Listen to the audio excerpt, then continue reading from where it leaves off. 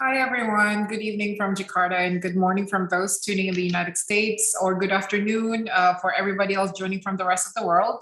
My name is Esther, and today's I'll be your MC at the event of Climate Heroes Dialogue Series. Welcome to the fifth dialogue, and this program is brought to you by Foreign Policy Community of Indonesia in collaboration with the United States Embassy and with the support of the United States Department of State. And each month through this program, we were able to speak to climate heroes, both in Indonesia and in the United States, from the policy arena, from business sector, from the academia and think tanks, and so many others who are leading the fight against climate crisis and taking steps in transforming their community for a climate resilient future. Today, I am pleased to welcome participants from 56 countries and more than 260 cities around the world. And you can just tell from the chat box, everybody's tuning in from Kashmir, Uganda, Vietnam, Pakistan, Singapore, Bangladesh, and so many others. It's really a pleasure to have you here with us tonight. And I'm so excited for you to be able to speak and hear the insights from today's Climate Hero guests. But before we do so, on behalf of FPCI, we would like to thank our university partners, our community partners,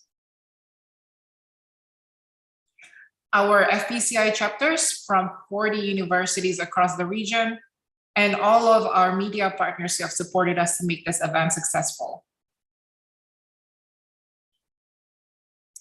I know that everybody's excited to jump into the discussion, but before then, a few housekeeping rules that I would like to inform to everyone. Please turn on your camera so that we can get to know one another. And then please also to make sure to rename your name with your handle, with your institution's name as well. And then please maintain decorum in the chat box. We encourage cordial and also lively discussions with other attendees.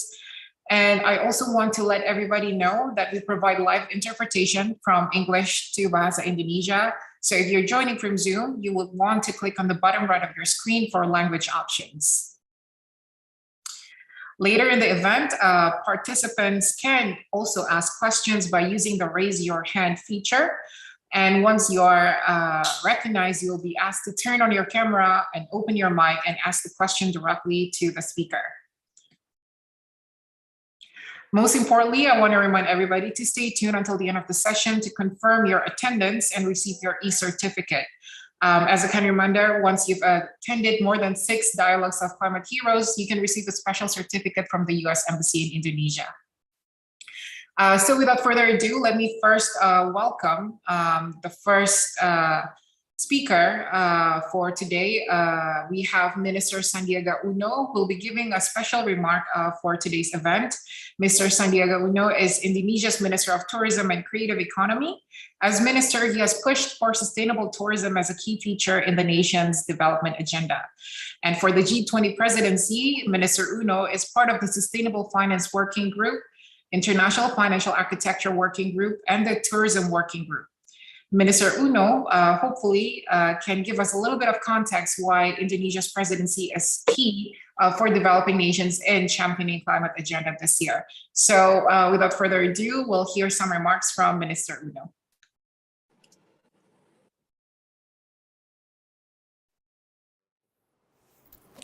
Distinguished ladies and gentlemen, good morning to all of you. The tourism and creative economy have a lot of potential to contribute to the achievement of the 2030 Sustainable Development Goals, SDGs.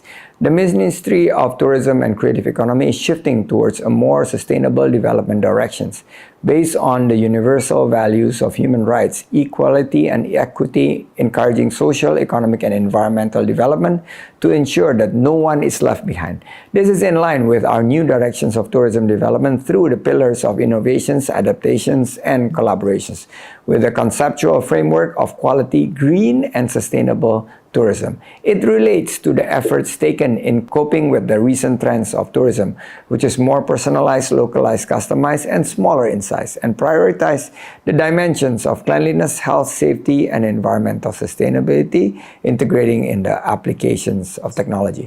Earlier this month, we have launched the Carbon Footprint Calculations and Offsetting Program in collaborations with the Jejak.in platform to deliver our commitment to sustainable tourism and strengthen our reputations ahead of the G20 presidency and beyond. There are various tourism products that are encouraged to be developed. We ensure that the development of tourism and the creative economy require local heroes, climate champion as an accelerator, and actors for the development towards global climate changes. In reaching sustainable tourism, collaborations with Pentahelix is highly needed in formulating policies, programs, and providing concrete actions that can have a broad impact on society and in achieving sustainable development as well as defending our planet.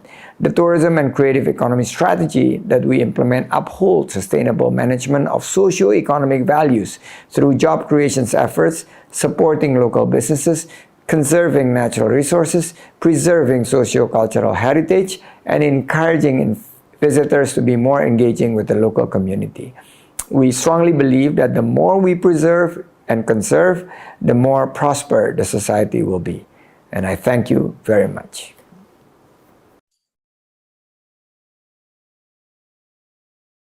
Thank you, Minister Uno, for that opening remarks and for that message. I would like now to introduce Michael Shedrick as the Climate Heroes for tonight.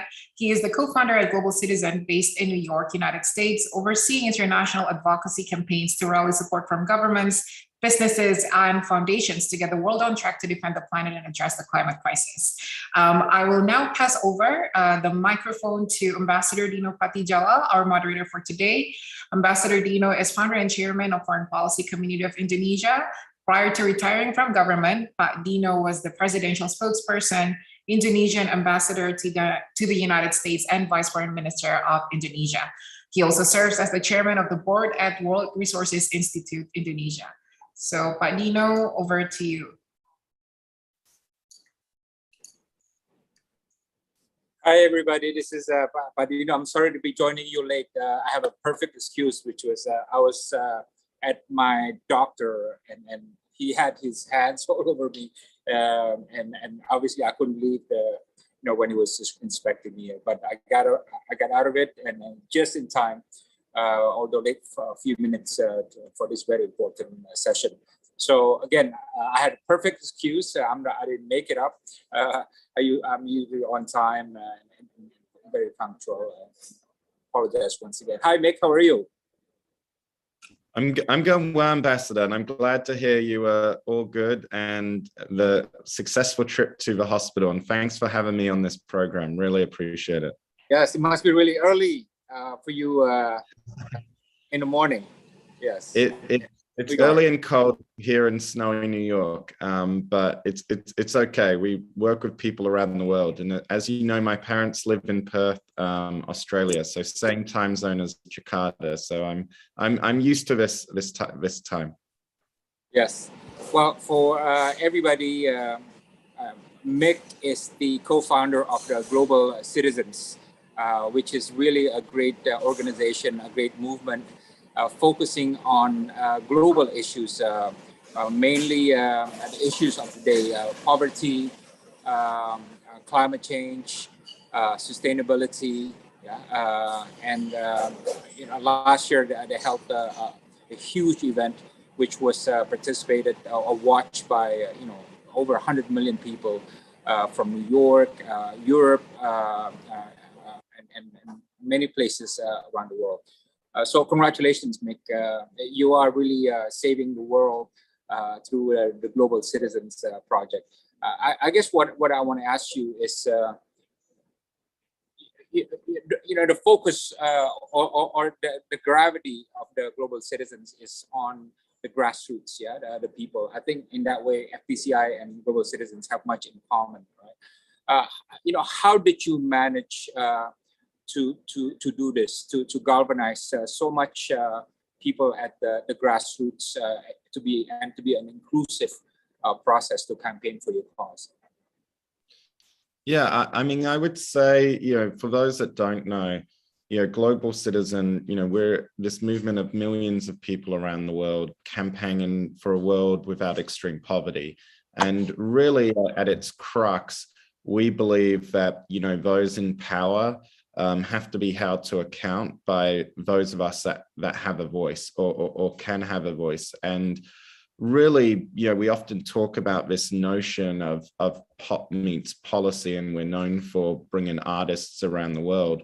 But even at its core, that's just to provide a platform to raise up the voices and stand in solidarity with people around the world. And I think, honestly, for us, it's always been about impact and results and hard-hitting policy. And so to ask yourself, like, what's the secret? We ban awareness raising. We don't need another concert to tell us how bad climate change is. Many people on the call, and I see we've got people from all around the world joining us, will be able to tell you just how severe climate change already is. It's having an impact, but the reality is our leaders aren't moving fast enough. We are at risk of blowing through our remaining carbon budget, and a whole generation of young people stand to lose unless our leaders stand up to act now. And so for us, it's really nothing more than providing a platform. I mean, this seminar is called Climate Heroes, but it's really the millions of citizens around the world, many of them who take action and raise their voices, frankly, in situations where it's not all that safe or where it's very hard. And so I think often the best obligation and responsibility advocates such as ourselves can have is to make sure that where we do have the opportunity to speak, that we are providing a fair and accurate portrayal of what citizens around the world actually need. And I think it's about putting people at the center. It's about living up to that UN charter, we the peoples, and actually making sure our leaders never forget that.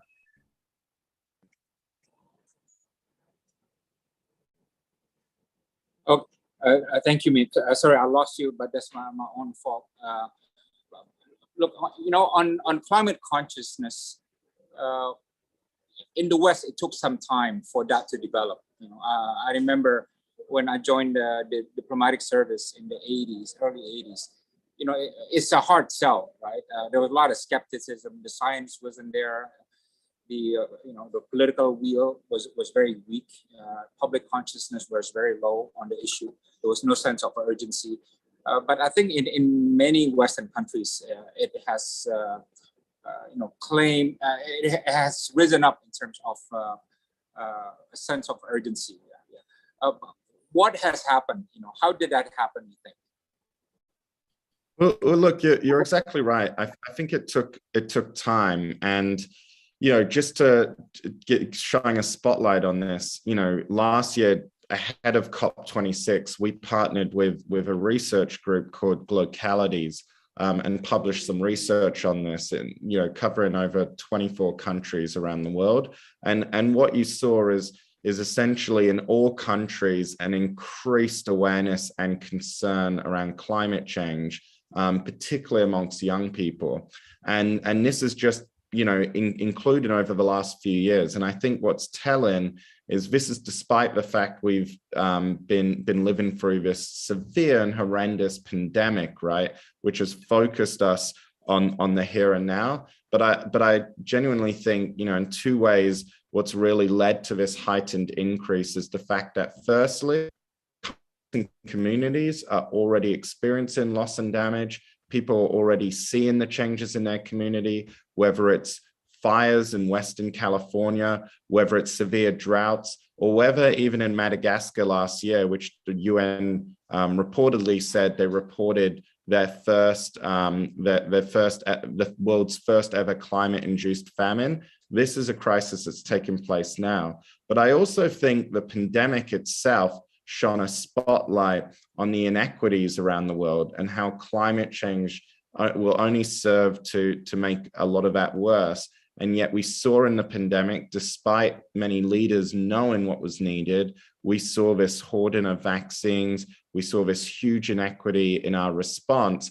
And I think the reality is many people are saying, look, we looked around the world for support and it wasn't there. With climate change, we can't do that because no country can effectively wall itself up as an island. You know, my home state of Western Australia, its borders are still shut to the pandemic. You can't do that with climate change. We all have a stake in this. So I think, you know, as a result of that, you have seen this surge of interest despite these other issues going on, and particularly amongst young people. But I would say, you know, to your point, you know, Ambassador, that level of interest, it manifests itself in different ways, right? And I think, you know, what our data showed us is even amongst young people, you know, 61% of people in emerging economies, whilst they care about climate change, they also care about unemployment, right? And in developed countries, you're obviously seeing, you know, as a result of access to stimulus, you're seeing this surge in jobs, access to labor. And I think when you look at the data, it's telling that young people are saying, yes, climate change is an issue, but what about our aspirations? What about our ability to be employed, to earn an income? And so I think the challenge for us as advocates is to show, you know, okay, if we're going to have this clean energy transition, what is the opportunities, and how are young people around the world going to be able to participate in that, meet their aspirations and provide for their communities? I really think that's going to be key to get a global consensus and work in coalition if we're to address climate change for everyone. You know, in Germany, there's a new leader now, Olaf Scholz. But during the election, everything was about climate change, right? Whatever political party you belong to, the front and center issue was climate change. But, you know, in Indonesia, and I think in many places in the developing world, and maybe parts of the developed world, climate change is still not a heavy political issue. You know, it's not an issue where the public opinion is seized on it, you know. And I can bet by 2024, the next Indonesian election, the make or break issue will not be climate change. It will probably be the economy or something else. Yeah. So how do we get there? You know, how do we make people both in developing and developed world understand that climate change is an important, you know, political and election issue, you know, in democracies, obviously, where there are elections. Well, first of all, you know, obviously we've got people around the world tuning into this, and so I won't attempt to speak, you know, as experts in each of their own countries, and I would love to hear ideas, thoughts, you know, from many of those people in the chat as to what we as advocates around the world, you know, can be doing to change the narrative.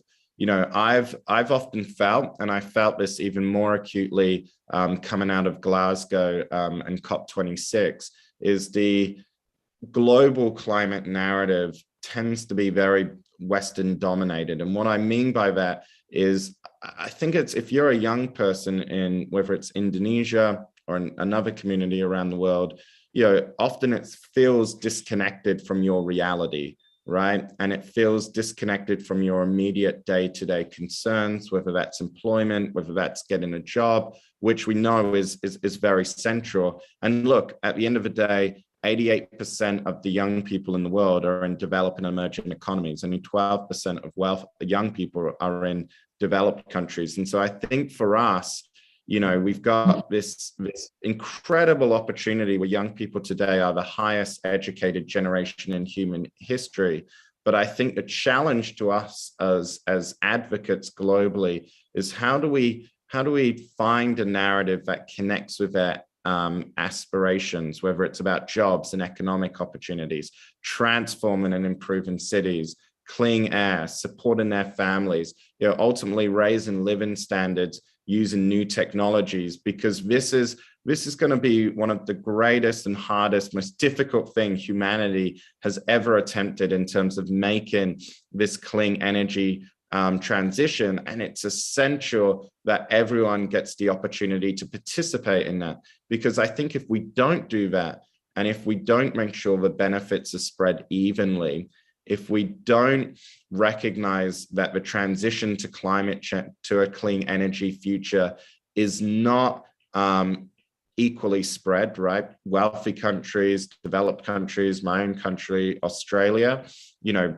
the climate change we're seeing today, we helped cause that. You know, we need to go much further and faster so that we can give developing countries the time for what we call a just transition, so that they can make sure that they have the ability to make this transition, but bring their citizens along and make sure that their development agendas are not unfairly punished. Because if we can't do that, and if we can't showcase how this clean energy transition is going to be inclusive, it's going to be fair, it's going to be just, then I think we're going to play right into the hands of some leaders who say, look, climate change isn't an issue, you know, it's going to punish all of us. The reality is we're all going to be far the worse off if we don't tackle climate change now, but it's essential that the transition to get there, you know, I think developed countries have a responsibility to go much further,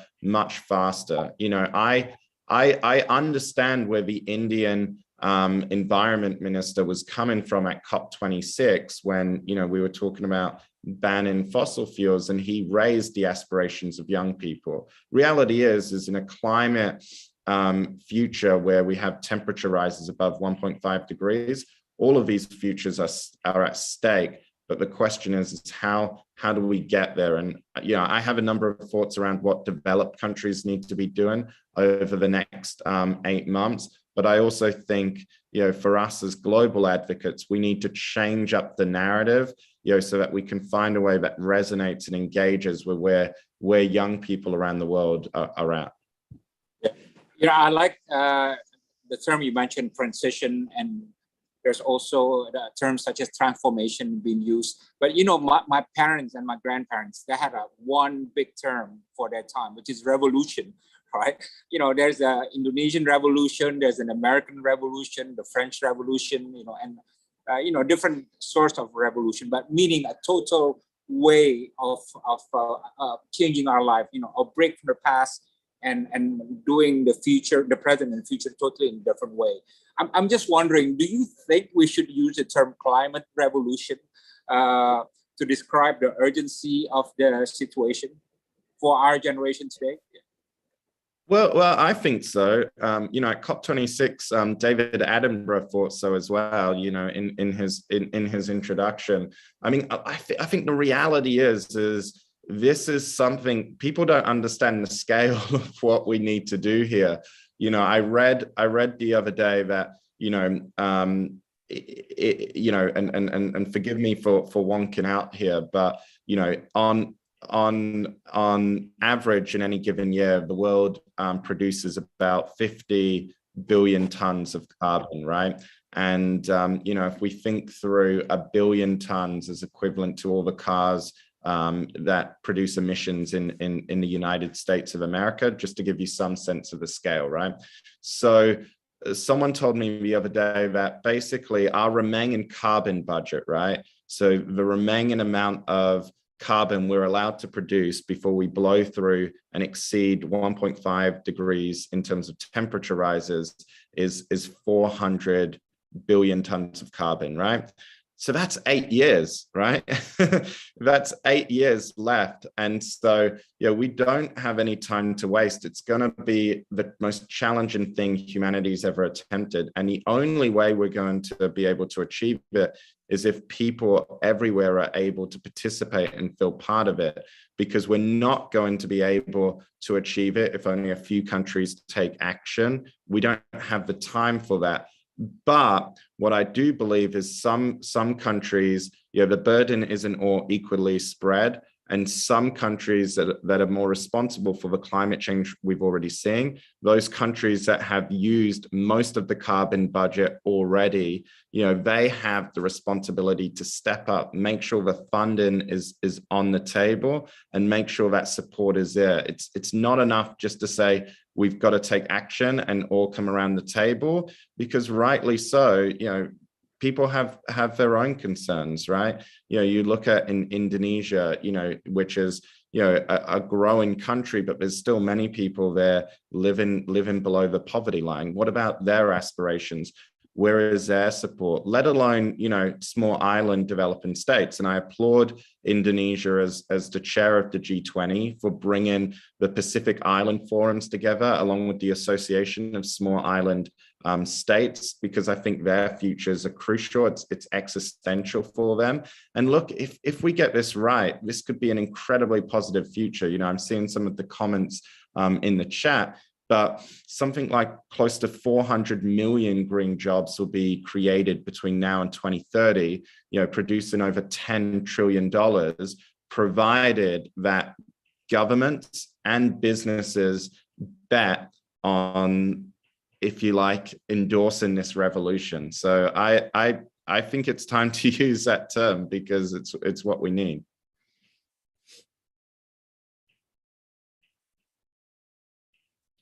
I think, Ambassador, you're muted. Oh. Okay.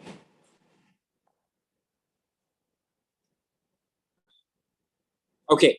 To follow up on your point, Mick, I think the good news is that 75% of the world emissions come from G20 countries.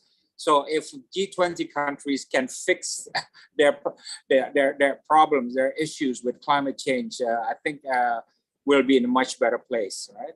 And Indonesia now is the leader, the presidency of the G20. I'm just wondering, do you think that Indonesia's G20 presidency should be measured by its success or not success in promoting or advancing the climate agenda? Is that I think what I would say is, I think it's the test of the G20 as a whole. I think Indonesia's leadership can play a critical role in this regard, in terms of bringing the right voices to the table, making sure advocates everywhere have a voice, and making sure the prep work is done in the lead up to actually, building off of last year, actually get some clear wins and commitments on the board. I think ultimately, the G7, and you mentioned the new German Chancellor, Olaf Scholz, the fact they've got the chance, the presidency of the G7, I think Germany and Indonesia working together could be a formidable combination. And I think what I would like to see ahead of the G20 to really, fuel the sails of momentum, if you like, is, I think, if in 6 months before, in June, when the G7 leaders get together, and by the way, those G7 economies, you're right, the G20 as a whole is responsible for 75% or more of the world's emissions, but those G7 economies themselves, the wealthiest developed nations, they're responsible for most of the historic emissions throughout the history of humanity, right? And I think it would send a powerful signal if they finally delivered on their promise to provide $100 billion annually to finance adaptation and mitigation efforts. I think, this was a promise made over a decade ago. The reality is it still hasn't been met. There's a plan to meet it in 2023. It should be met now, not next year. It doesn't sound like a lot, but I think it became one of those symbols of trust. And it's hard to have an environment where negotiations can happen, in good faith, if that trust has been breached. And I think it would send a powerful signal. There's about a gap of between 10 to $15 billion. I think Germany could play a powerful role ahead of that, leading the charge. And then I think to sit down with Indonesia and say, look, let's not have the situation at COP26 last year where we had countries at one another's throats. What could a breakthrough look like? And I think one of the positive outcomes of last year's COP26, and there were many positive initiatives that came out of it. In many respects, it failed many developing communities around the world for promises not being met, but there were a few quite successful initiatives. And I think one of them was this $8.5 billion just energy transition package for South Africa, where they said, look, I know we're asking you to phase out the use of coal. I know we're asking you to switch to renewables in your energy use and production. We are going to make sure you've got the financing to be able to do that transition. I think it would be great to work with Indonesia. What does that look like for Indonesia? What does it look like for other big, emerging countries around the world? What does that look like for Nigeria? What does that look like for Egypt? And I think if there is this genuine spirit of partnership, that supports, this idea of the sustainable energy transition that puts people at the core, then we could end up really with the money on the table, the financing on the table in order to really kick off this revolution and have everyone, sailing in the right direction. At the G20 last year, and I must admit, I forgot how far ahead advocates were compared to their leaders. But one of the big things that came out of the G20 last year was just this agreement, right? We're all on the same page that we must reduce our emissions, right, sufficiently to avoid temperature rises of 1.5 degrees or greater. And I mean, it might blow many of the people on this call's mind, but I was like, wow, we haven't had consensus at the G20 level on that crucial point up until now. So it's sort of like, it feels to me that, okay, well, now we're all on the same page and we recognize the importance of avoiding temperature rises of 1.5 degrees. Let's make sure we actually put the policies in place, deliver on our promises, and come through. And I know Indonesia has many of its own initiatives, such as, we've spoken to members of the government where they talk about the initiatives they're doing around mangrove preservation and conservation and regrowth. And obviously there's lots of opportunities there to boost climate resiliency, absorb carbon from the atmosphere, and of course provide jobs in a sustainable way and remove incentives for illegal deforestation. I think all of those initiatives are good, but we really need the financing and the funding on the table if we're to finance this revolution. I mean, as we were saying earlier, it's the most challenging thing we've ever done as a humanity. And we can't do this on a shoestring budget. Okay. Well, I'm going to ask you one last question before we take questions from the chat, and Esther should be prepared to direct the traffic. On the issue of finance, yes, there's this $100 billion number, the magical number.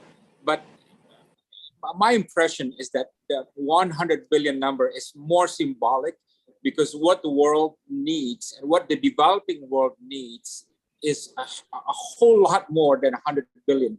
I can tell you, for example, Indonesia, Minister Luhut last week spoke to me, and he said Indonesia wishes to take out 5 gigawatt of coal power. Yeah, but to replace that 5 gigawatt, it would cost $25 billion. And that's just for Indonesia alone. And that's 1/4 of the $100 billion, right? So I'm just asking if we have somewhat remain in an old playing field, and the new playing field is a lot bigger and a lot more difficult. I agree 100%. And just to give some reference point, because I know we throw around these terms like a billion tons or gigawatts, but for those on the call, to give you some perspective of just how significant that announcement is, a gigawatt of energy is roughly what's needed to power, a medium to large sized city, right, of people. So the fact you're doing 5 gigawatts and that proposal's on the table, you have to think, okay, well, that's the energy enough for five big cities. So it's a significant point, and the cost needed to transform it. I think the 100 billion target, you're right, that if in many ways was last decade's agenda, right? That was meant to have been met by 2020. I think you're right, it became a symbol, and it really became a symbol of our developed countries going to live up to their words to ensure that they are going to make sure that they support the aspirations of people around the world to develop, participate in the clean energy transition in a way that doesn't penalize the development of their citizens, right? And I think it became a very important barometer of trust in the lead up to COP26. I think the fact it wasn't met became symbolic of a lack of willingness. And I do think, I mean, we talked about the pandemic earlier.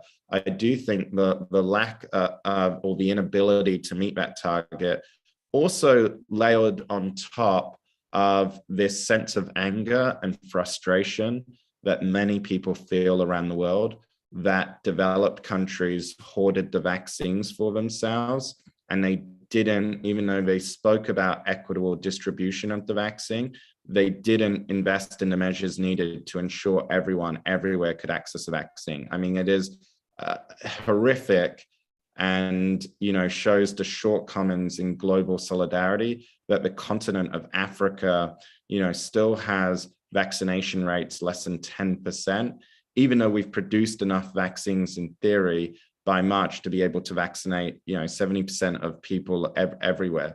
And I think the lack of solidarity during the pandemic already had people going into COP26 feeling this sense of distrust, of broken promises. And so the 100 billion, the fact, to your point, it's symbolic. The fact that it's a seventh of what the US spends on its entire military a year, and the fact that, I think many advocates found it frustrating because they would hear people say, well, it's not actually a lot of money. It's not in the grand scheme of things when the US spends 700 billion on its military each year. And yet, why can't we deliver even on this symbolic amount? And we can't even do that. So I think the reality is we have to restore the trust. But you're absolutely right. I mean, already discussions are beginning to take place around from 2025.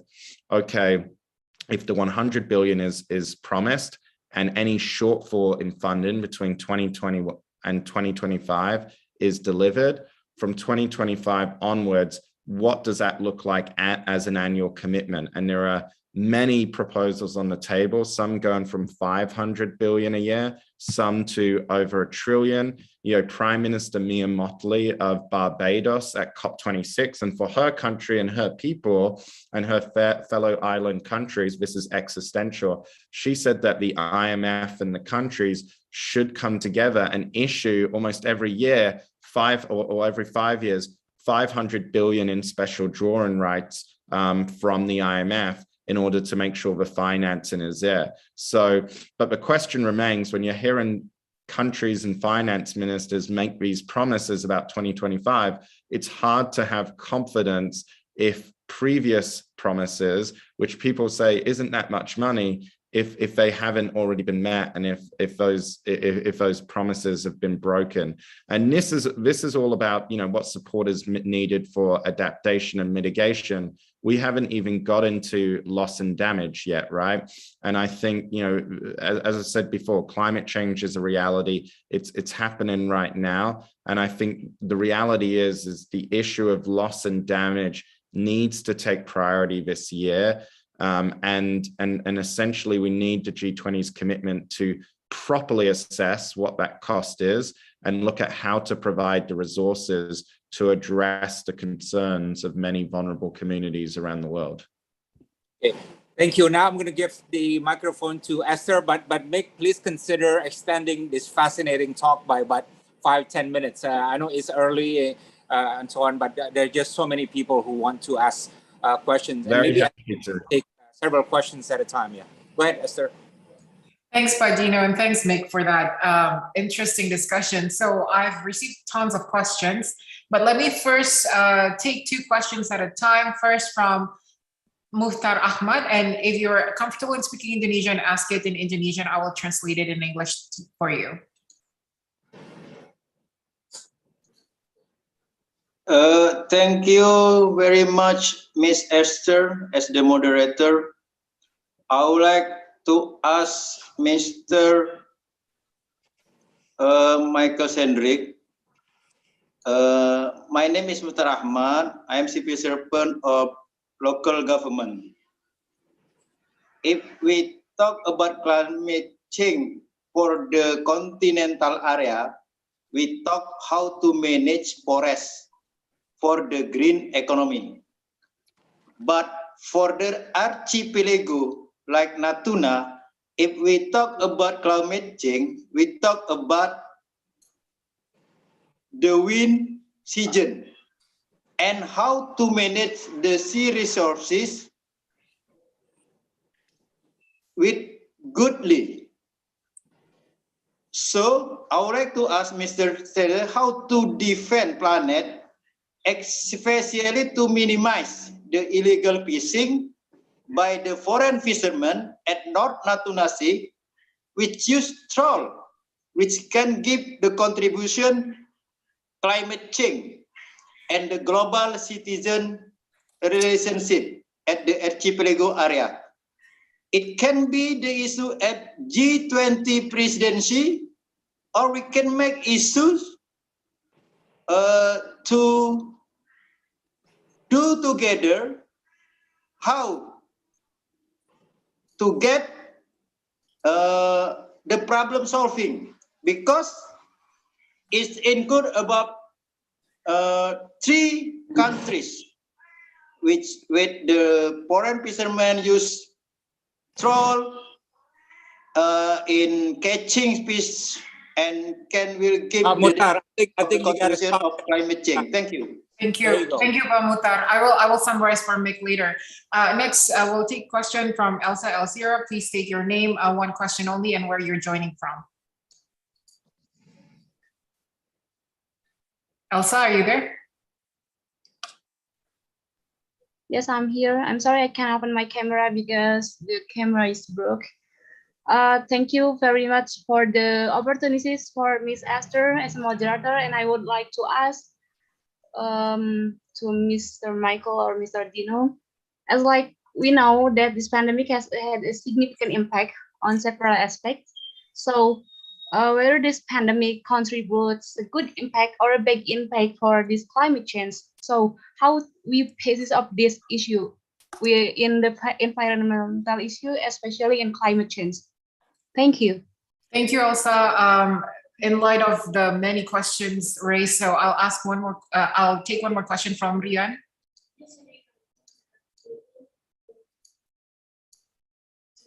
Okay, good evening. Good evening. Yes, please state your question. Okay, thanks for the opportunities. My name is Rian. I'm from Banjarmasin, South Kalimantan, Indonesia. And I just want to say some statement or the suggestions from Mr. Michael Seldrick. So, hot issue in Indonesia in the near future, the capital city of Indonesia will be moved to the island of Kalimantan, precisely in East Kalimantan. Can you believe that the development will be very fast?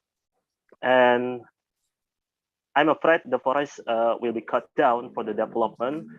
Now we have try to imagine we have to be in the middle position, how to build a city without destroying the forest, and what are your suggestions so that the ecosystem there can be maintained? You know that the Kalimantan is very full in the forest, and how can we cannot disturb the citizens, the animals, and the others? Yeah, thank you very much. Thank you, Rian. So we'll take all those 3 questions first, and I'll summarize again for Mick.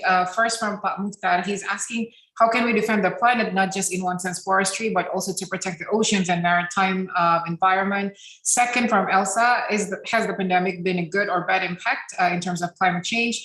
And then thirdly from Rian, with the moving of the capital city to East Kalimantan, I guess he's asking about economic growth and development versus environmental protection. So I'll let you take it over, Mick, whatever you're comfortable with, because I know that all these became so technical. Yeah, I mean, let me maybe start with the last question first. I mean, on the one hand, when cities are sinking like Jakarta, I think that's an example of the impact of climate change and what we're already seeing, and just adds to the need to accelerate our efforts much faster. I think when we get into issues around deforestation and cutting down forests, and how do we make sure the transition doesn't have perverse effects, we're adapting here and then we're having further impacts here, is something, we all have to be very conscious of. I was speaking to an airline executive a few weeks ago who wants to make the transition to biofuel, right, as a more sustainable source of aviation fuel. And it's like, well, yeah, okay, but if that biofuel, it means you're gonna, grow a whole bunch of crops, grow a whole bunch of food, in order to power the aircraft, you could be creating perverse impacts on nature, the environment, on land use, maybe even producing unintended emissions elsewhere. And I think the reality is the better way would be if they actually had more innovative means of taking leftover food scraps and oil from restaurants in cities and using that as the basis for biofuel. And so I think none of this is easy, and it's often not a question of black and white in terms of the ease by which these decisions can be made. But I think for me, the impact on nature and how that gets discussed in the context of climate change, that was actually one of the positives coming out of COP26. I think at previous climate change conferences, only 1% of the dialogue has been around nature. And I think last year we saw 10% of the dialogue, be about nature. And that's important because, if we just focus on, reducing carbon emissions single-handedly, we're not taking into account our impact on nature. And as we've seen, our impact on nature, whether it's cutting down forests, whether it's polluting our oceans, can actually speed up climate change. It can speed up critical turning points, whether that's the unleashing of carbon emissions through the destruction of old growth forests, whether that's through, making it impossible for our oceans to be able to absorb more carbon. And those critical turning points can actually accelerate and speed up the forces driving climate change.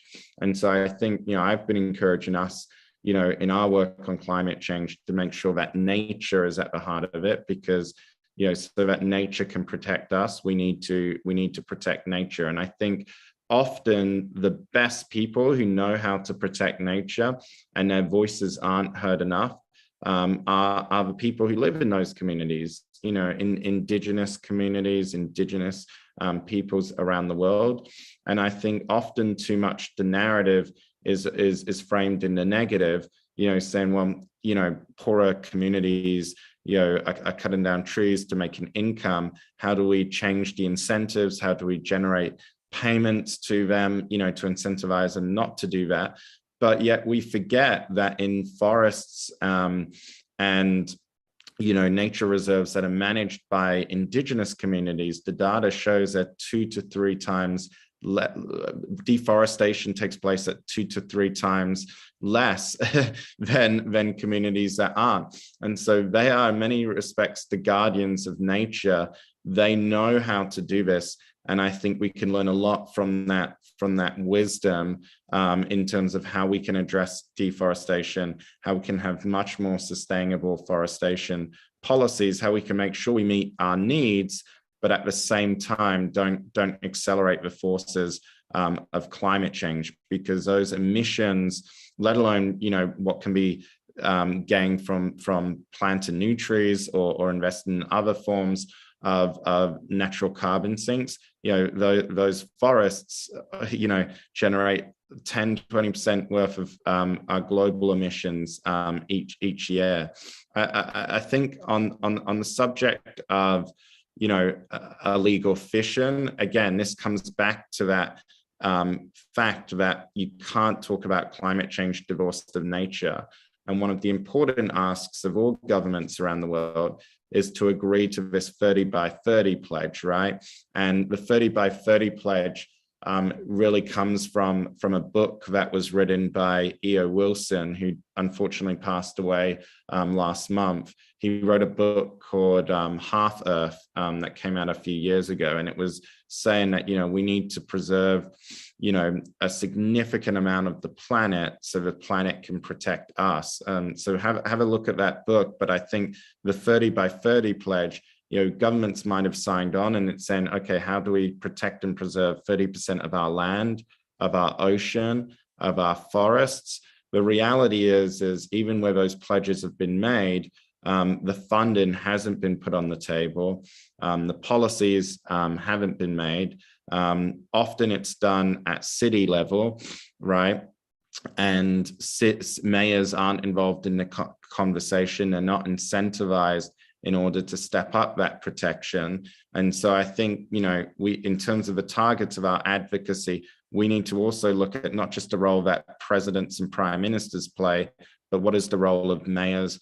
What is the role of governors? You know, in the Amazon last year, you know, many groups were frustrated with the lack of inaction by the national government of President Bolsonaro, that stakeholders, partners, you know, international governments went directly to the governors, and there was a coalition of 6 governors, you know, across the Amazon that said, no, look, we're not going to wait for the national government. We're going to directly get support. We're going to put indigenous people at the heart of it if we're to address this. So I think it's also, you know, who are the other leaders that can actually enforce these mandates and put in the policies.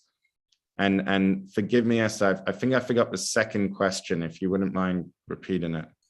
Yes, the second question was whether or not the pandemic has a bad or good impact on climate issues.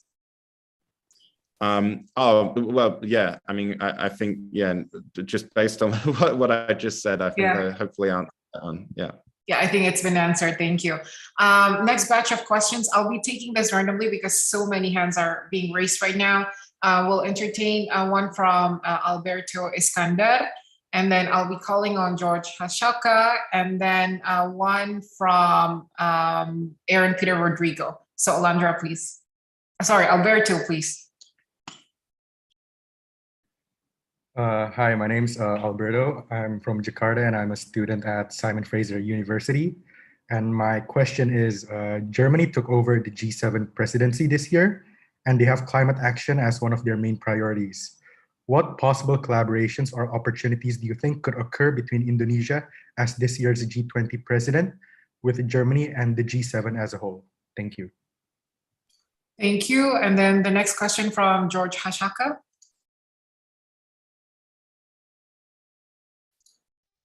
Yeah.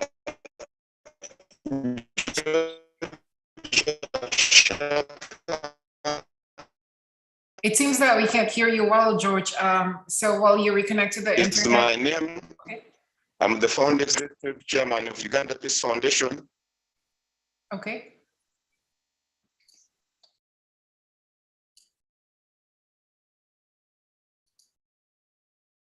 George, can you hear us? If not, we'll move forward first to Aaron Peter Rodrigo. Thank you. So yeah, my name is Aaron. I am from Sri Lanka. I can hear you. Hello. Yes, can you state your question, George?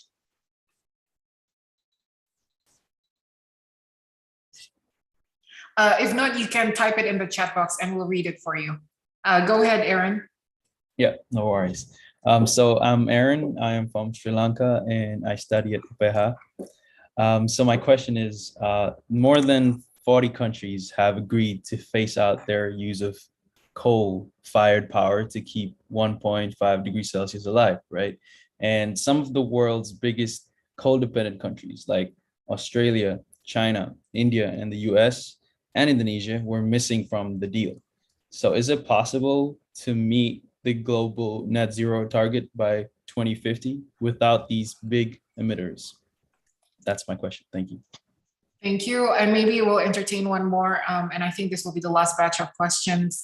We can have Aryo, who's been patiently waiting.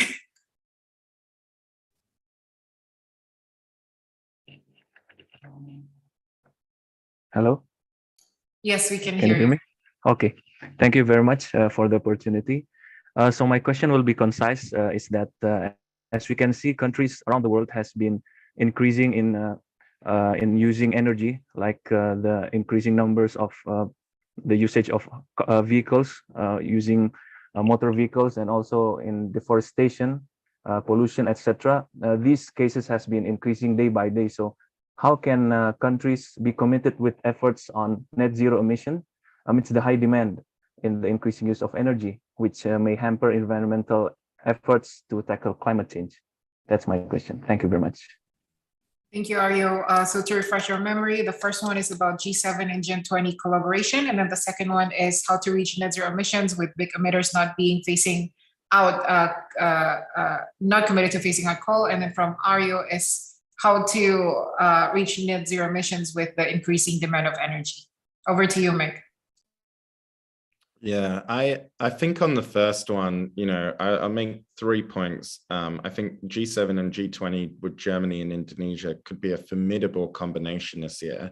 I mean, I think firstly, on the financing side, we've spoken about some ideas, for G7 and G20 convened, under President Jokowi and Chancellor Scholz, an emergency summit on financing, on how we're not just going to address that 100 billion broken promise, but how we're going to, get to 2025, how we're going to put in place a bold, ambitious financing agenda. I mean, I think that is critical, and between the two of them, they could drive that critically and profoundly, and bring and build the right consensus. I think the second piece is to say, look, I mentioned this earlier, that breakthrough, that deal last year with South Africa, where $8.5 billion was put on the table by developed countries to help South Africa, amongst many other things, phase out the use of coal and adopt renewables. It would be great to say, well, look, how can we partner with countries, India, Indonesia, Nigeria, Brazil, other countries around the G20, and actually have that as an outcome of the summit in November.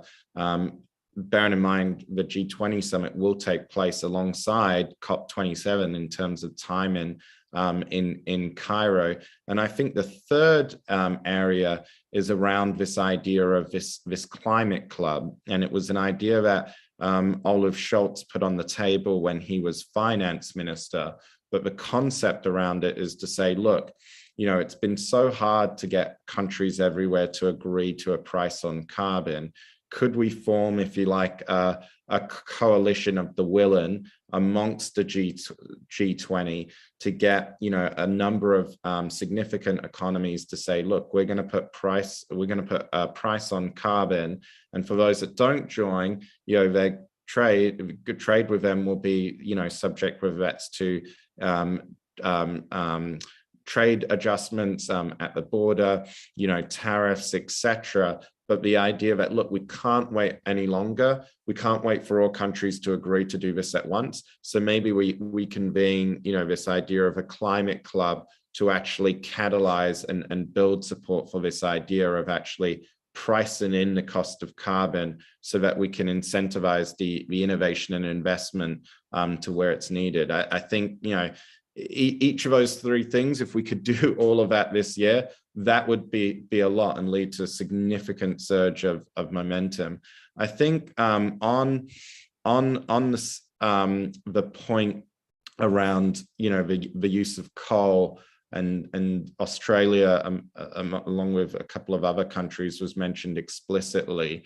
I say this, as someone that was at COP26, that it was a failure of leadership in Australia. I feel like it comes from a lot of the pollution in the media. I'll just be candid about that in Australia, which has corrupted our politics there over the last decade. As a young activist in 2007, the first time I voted it was in what was heralded as the first ever national election on climate change that was won on climate change. And yet here we are a decade and a half later, and Australia hasn't met its obligations on climate financing. It hasn't got a price on carbon, and we finally signed up to achieve net zero emissions by 2050, but with lackluster ambition on what we're going to achieve this decade by 2030.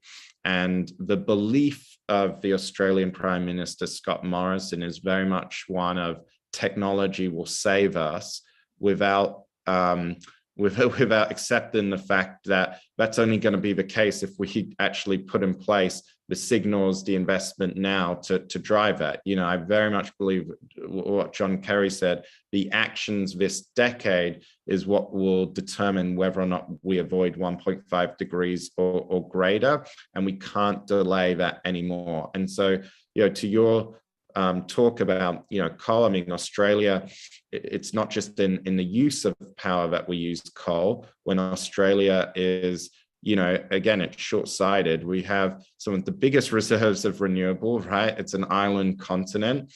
It could be a renewable energy, hydrogen superpower, and yet, I think it's honestly short-sighted, because if they move now, it could lead to eruption of jobs over the next few decades. But also, Australia is a huge exporter of coal around the world as well. And so I think Australia not standing up, it's very hard to expect countries like India, to step up, right? When they only have to look at Australia and say, well, you were a country which contributed, you're in the top 20 historical emitters of all time, and you're not pulling your weight. So I think action needs to begin there, and they've got the resources, it's affordable, and it's right for them to do it. And I hope this year we hear a different change of tune coming out of Australia.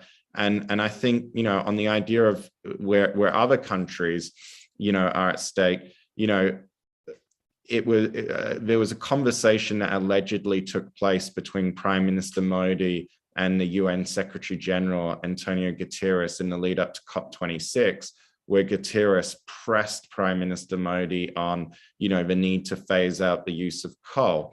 And he mentioned the fact that he had seen what happened in South Africa, where as soon as they did that, or tried to do that, and tried to get financing for non-fossil fuel forms of power generation, the financing was complicated, it wasn't there was red tape, and all the while, they're not meeting the needs of their citizens. And so this comes back to the first point, right?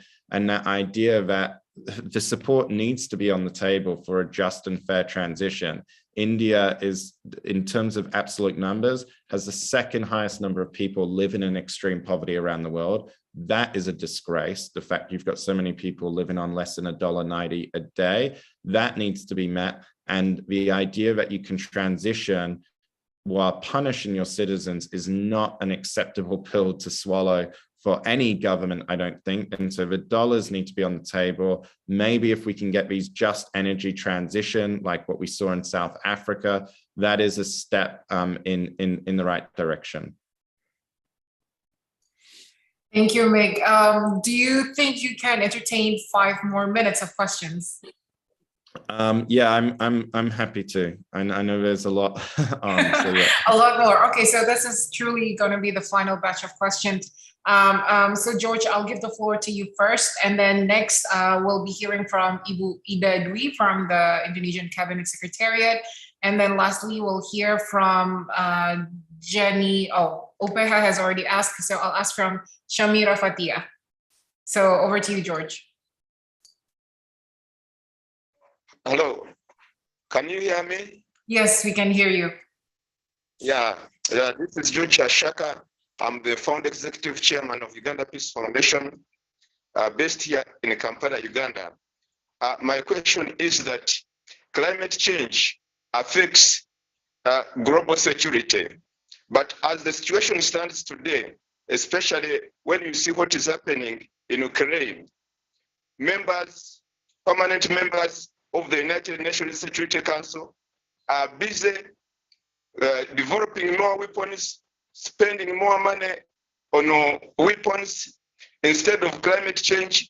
Don't you think that members of the United Nations Security Council, especially the permanent members, China, Russia, USA, France, UK, should lead by example by reducing expenditure on military weapons and divert money to climate change? Thank you.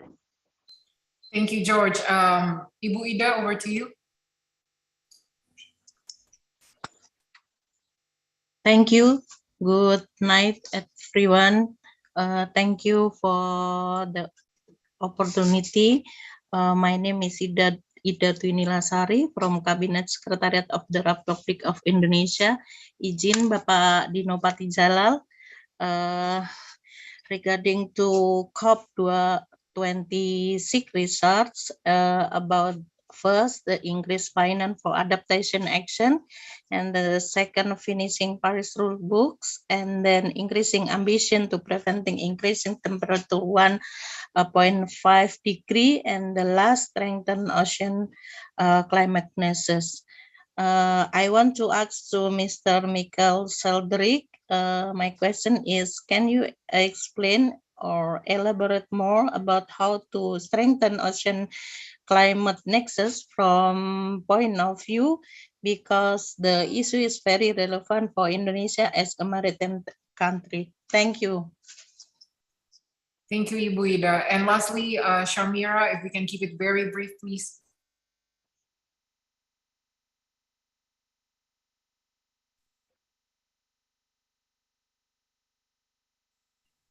Okay, thank you for the opportunity. I am Shamira from Universitas Diponegoro.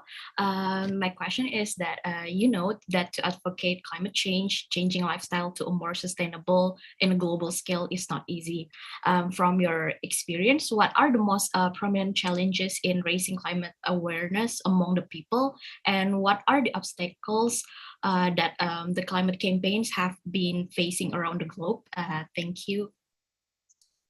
Thank you, Shamira. Over to you, Mick. Well, thanks. I mean, on the first question around military expenditure, I wholeheartedly agree. You know, I've often said this, and I said this a lot last year. You know, President Biden, much was made about, you know, their quadrupling of climate financing. That if met by in a couple of years' time will mean they're contributing over 11 billion a year. But you know what wasn't said is that that is coming from a low base. It's coming from 4 years of inaction, and in the same budget year, the administration also requested over $700 billion for its military and defense budget. And the reality is we've seen climate change emerge as a top concern, not just for advocates like you and I, but for generals and military leaders as well. And so I think, you know, my view is, and I'm looking at ways in America, I've got one of my colleagues exploring with the Department of Defense how we could possibly get them to put just a few, even a couple of those billion on the table. Someone before, you know, made the point around, or Esther said, $25 billion would basically fund the clean energy transition for 5 Indonesian cities. You know, it's not a huge amount. And in terms of the mitigating the impact in future, whether it's through climate migration, whether it's through, you know, wars over water scarcity caused by droughts, whether it's through, you know, instability caused by, you know, untold numbers of climate-induced famines. You know, this is short-sighted of us not to do that. And I think if China and America, you know, could really make this a joint initiative, you know, it was encouraging. They produced that joint statement at COP26, but it would be nice to see that follow with some actual concrete measures, because this is, you know, the biggest challenge of our time. But I would also say it's not just about military expenditure. What about fossil fuel subsidies? You know, the whole of this year, it looks like something like $6 trillion is going to be spent on subsidies for fossil fuel. That equates to $11 million every minute.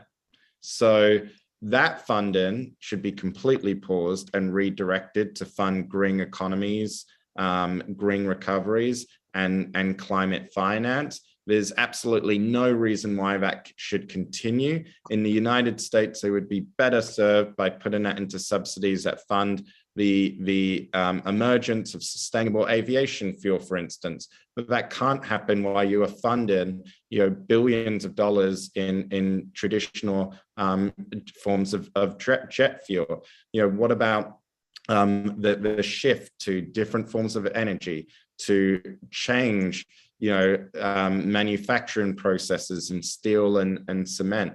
A lot of this is caused by the ongoing use of and perversion caused by fossil fuel subsidies.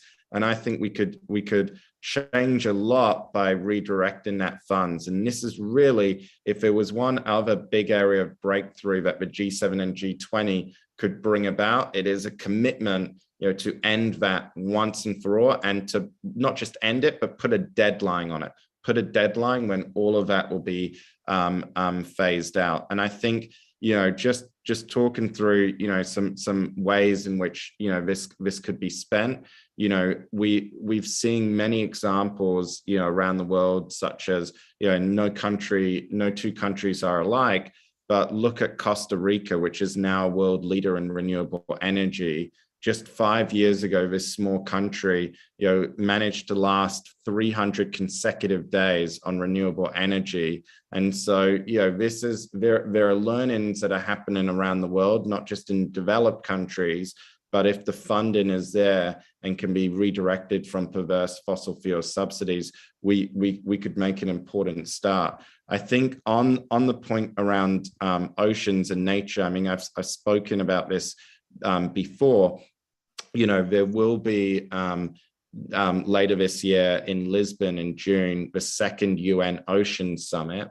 A big part of that is getting countries to make this pledge around 30 by 30, protecting 30% of land, ocean, forests. But again, it's the commitments that matter, and I couldn't agree more. I think on the way of how to come up with better narratives that bring that nexus together, I think a lot of it starts with us in the environment and poverty and development communities. I think it was great at COP26. There was greater discussion around the role of nature. I still think, we are in this situation where people often like to play one issue off against one another. So some people will say we need to reduce emissions, and that's where the focus, we need to decarbonize energy. Others will say, well, what about nature? What about protecting our forests? The reality is we need both. And so the power of and, I cannot stress enough, the power of and. It's not a substitution for doing anything else we need to do, but we need to do both, is the reality. And I think on the idea of how do we raise awareness and engage, as I said at the start, I think in many respects, us in the global advocacy community have done a poor job showing how that clean energy transition can link directly to the daily concerns amongst young people. We know that the data shows that, yes, climate change is important for young people everywhere, but particularly in developing communities, unemployment still rates as the #1 concern. And so we need that narrative to emphasize the benefits, show how this will meet people's aspirations. The fact that 400 million jobs could be created alone is huge, much of that in developing countries. If we get in and we make these investments now, and we have leaders that are going to respond, because at the end of the day, leaders are charged with meeting the aspirations of their young people. And generally history shows that those that don't meet those aspirations don't tend to last long. So, for us, and I would welcome ideas, we don't have all the answers, and ultimately I'd invite everyone here to join the global citizen movement. I know we've are out of time, I've learned a lot from this dialogue, but there is so much more to learn. We've got a number of big tentpole events, moments we're kicking off this year. I would love to invite people to share with us their ideas, share with us their thoughts on how Global Citizen can raise up your ideas, what you think leaders should be doing, where we can be having greatest value. I welcome that dialogue. You can find me at Mick Shaldrick on Twitter, on Instagram, on LinkedIn, but we would love to keep this community going. And Esther and Ambassador Dingo, I think it's amazing what you've created here, bringing people around the world. I'm looking at the chat, and I think we should keep this community going all the way through to the G20 in November, because these are the voices that need to be heard. And it's only through having this dialogue that we can actually make sure, as campaigners and advocates, we find a narrative that is truly going to resonate, bring people together, and force our leaders to act.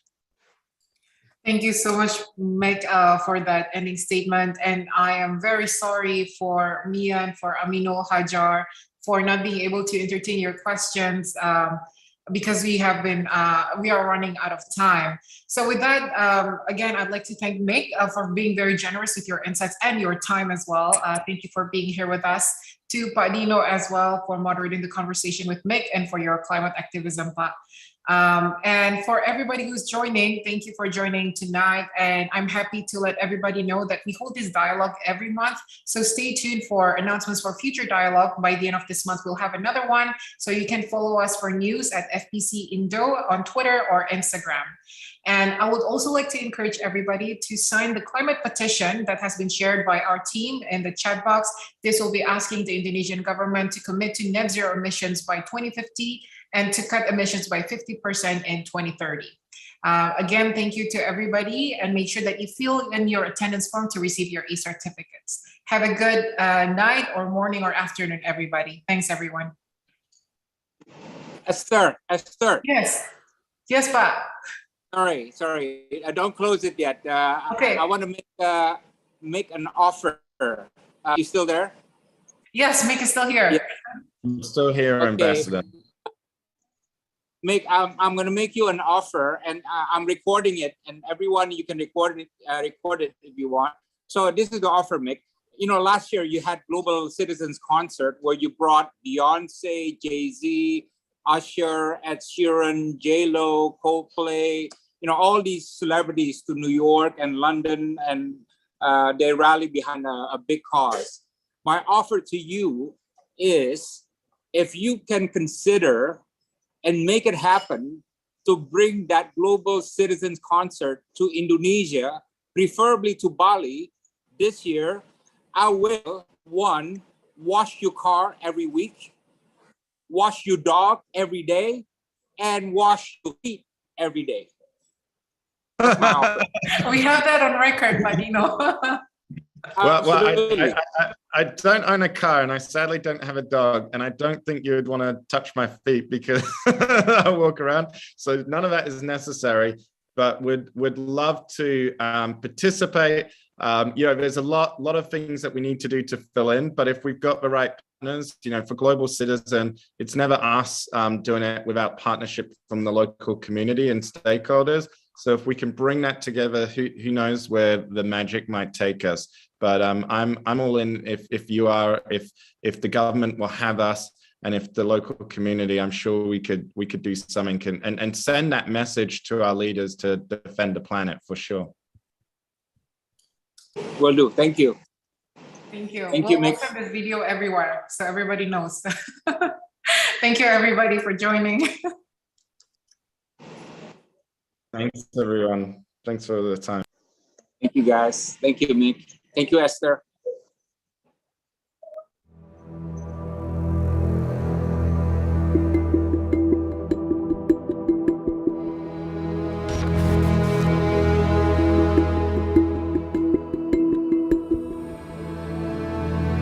Halo, saya Mika Tambah Mayong. Saya Krisdayanti. Saya Kalista Iskandar. Saya Reza Radian. Saya Chico Jericho. Saya Chelsea Islan. Saya Cinta Laura Kiel. Saya Dian Sastrowardoyo. Saya Wulan Guritno. Saya Julia Stel. Saya Yoshi Sudarso. Saya sangat semangat menyongsong Indonesia Emas 100 tahunnya merdeka pada tahun 2045 nanti. Kita semua di Indonesia bermimpi dan menginginkan agar bisa mencapai tujuan Indonesia Emas di tahun 2045. Sungguh suatu capaian sejarah yang indah dan luar biasa dalam perjalanan bangsa kita.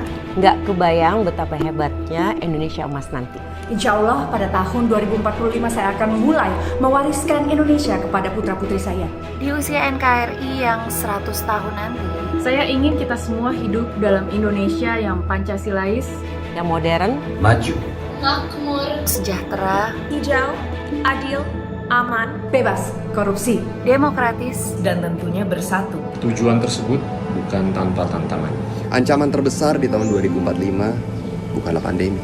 Bukan lagi kemiskinan atau kebodohan. Bukan separatisme, bukan perang nuklir, bukan invasi militer dari luar. Ancaman terbesar bangsa Indonesia Di tahun 2045 nanti, the mother of all problems adalah pemanasan global, di mana suhu bumi rata-rata akan naik 3-4 derajat Celcius. Itu adalah suhu terpanas sepanjang sejarah manusia. Suhu terpanas di bumi kita yang sudah berusia 4,5 miliar tahun. Suhu tinggi akan membuat planet bumi sakit parah. Saya tidak mau melihat Indonesia Emas dan anak-anak kita nanti hidup sengsara dalam bumi yang panas ini. dengan perubahan cuaca yang ekstrim di mana-mana. Polusi merajalela dan membunuh puluhan juta orang. Hujan deras dan banjir di mana-mana. Gunung es di Antartika terus mencair.